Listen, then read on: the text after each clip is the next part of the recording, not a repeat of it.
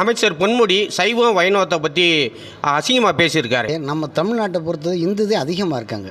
வைணவ சைவம்ன்றது எல்லாருமே ரத்தத்தில் ஊறினது. இவர் ஏன் பேசினார், இவர் உண்மையிலேயே பேசினார், இவர் சனி பிடிச்சி பேசினார்னு தெரியல. நாக்கில் சனின்னு சொல்லுவாங்க. அவர் சொன்னதுக்கே அவர் ஒரு நிகழ்வு நடந்துச்சு அடுத்த நிமிஷத்துலேயே. அப்போ அது பவர் எவ்வளோ பாருங்க. ஒரு வைணவத்துக்கு சைவத்துக்கு வந்து அந்த குறிக்க நெத்தியில் பட்ட ஒரு ராமத்துக்கு எவ்வளோ பவர்னே அவருக்கு தெரியலை. அந்த பவர் ரொம்ப ஓவராச்சாக்க அவர் தான் அழிஞ்சுக்கிடுவார். இல்லை, கட்சியை மட்டும்தானே நீக்கியிருக்காங்க திமுகவில். அவர் கட்சி நீக்கிறதே ஒரு தவறு தானே. அவர் பதவி பறி போனது மாதிரி தானே. கட்சின்றது இப்போ நான் ஒரு கட்சி இருக்கேன், ஏன்னா அமைச்சர் பதவி அடுத்த நிமிஷத்தில் போயிடும். நம்ம யாருமே சொல்ல வேண்டியதில்லை, அவருக்கா ஆட்டோமேட்டிக்காக போயிடும். அவர் வந்து ஒரு கட்சியிலேருந்து உறுப்பினர் காலினாக்கா அவர் ஆட்டோமேட்டிக்காக அது காலியானது மாதிரி தான். இந்திய அரசியலமைப்பு சட்டம் ஒன்று இருக்குது. யார் சுயேட்சை அவர் செய்யலையில் ஒரு கட்சி சார்பு தான் செய்கிறாரு. அவருக்கு இல்லைனா அது அவர் செஞ்ச ஒரு வந்து பெண்களை இழிவுபடுத்துறது மாதிரி. பெண்களை வந்து அந்த மாதிரி பேசக்கூடாது. நாங்கள் விசுவந்து பெண்களை வந்து சக்தியாக நினைக்கிறோம் நாங்கள். அவர் வந்து கண்டனத்துக்குரியவர், மனிதர்களே கண்டனத்துக்குரியவர். அவர் அமைச்சரோ அதில் மனித பிரிவில் ஒரு கண்டனத்துக்குரியவர். தொடர்ந்து இதே மாதிரி திமுககாரங்க தொடர்ந்து பேசுகிறாங்களே இந்து மதத்தை பற்றி.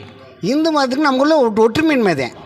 இனிமேல் மற்றர்கள் பூரா இதனால் எங்களுக்கு ஒற்றுமை பலப்படுத்துது. இவங்க பேச பேச நாங்கள் ஒற்றுமையாக இருக்கோம், அதிகமாக வலுப்படுறோம் நாங்கள். இப்போ எல்லோரும் மக்கள்லாம் தெளிவாக இருக்காங்க, இந்துக்கள் ரொம்ப தெளிவாக இருக்காங்க. இனிமேல் யாரும் போக மாட்டாங்க. அப்படிப்பட்ட அவதூறு, ஏன்னா அவர்கள் பலவீனம் அவங்களுக்கு பலவீனம். ஒருத்தருக்கு வந்து பலவீனம் இருந்தால் தான் அந்த மாதிரி வார்த்தைகள் வரும். ஒருத்தர் வந்து பலவீனப்படுத்தினாக்கா அவர் என்ன வேண்டாலும் பேசலாம். நல்லா பார்த்துக்கலாம் மனுஷனை. இப்போ நான் சுத்தமாக இருந்துக்க பலவீன வகை எனக்கு அசிங்கம் பேசலாம். அவங்களுக்கு பலவீனத்தை பயன்படுத்துகிறாங்க. அந்த திராவிட கட்சி நாங்கள் சொல்லவே மாட்டோம். அந்த கட்சிக்காரர்கள் எங்களை ஊக்கப்படுத்துகிறாங்க. அவங்க வந்து பலவீனமானவர்களே அந்த வார்த்தைகள் வரும். எங்கள் அமைப்பில் சார்பாகவோ எங்களை சார்ந்ததால யாருமே குறை சொல்ல மாட்டாங்க. மனிதனாக தெய்வமாக மதிக்கப்படுறவங்க நாங்கள். பெண்களை சக்தியாகவும் ஆண்களை கடவுளாகவும் நினைக்கிறவங்க எங்கள் அமைப்புகள். இதனால் அவங்க வந்து பொன்முடி வந்து அவருக்கு வந்து நாக்கில் சனினால அவருக்கு வார்த்தை வந்திருக்குது. இவர் சொல்லிவிட்டு மன்னிப்பு கேட்குறாரு. இது எது தேவை உனக்கு? சொல்லிவிட்டு ஒரு வார்த்தையை சொல்லிட்டு நீ மன்னிப்பு கேட்குறேன்னு நீங்கள் எப்படி தைரியமாக போகிற அதே மாதிரி நிற்கணும்ல. மன்னிப்பு கேட்குற காலில் விழுகிறோம்ண்டு இது என்ன அர்த்தமே இல்லை. இந்த அர்த்தம் தெரியாத ஒருத்தர் வந்து நம்மளும் தேர்ந்தெடுத்துட்டாங்க. ஏன்னா ஓட்டு போட்டு மெஜாரிட்டி கொண்டு போயிட்டாங்க. அப்போ அவங்கள கேவலப்படுத்துகிற மாதிரி தானே. அவங்க குடும்பத்தை கேவலப்படுத்துகிறாரு, மக்களை கேவலப்படுத்துகிறாரு, மகளிரை கேவலப்படுத்துகிறாரு இந்த வார்த்தையினால்.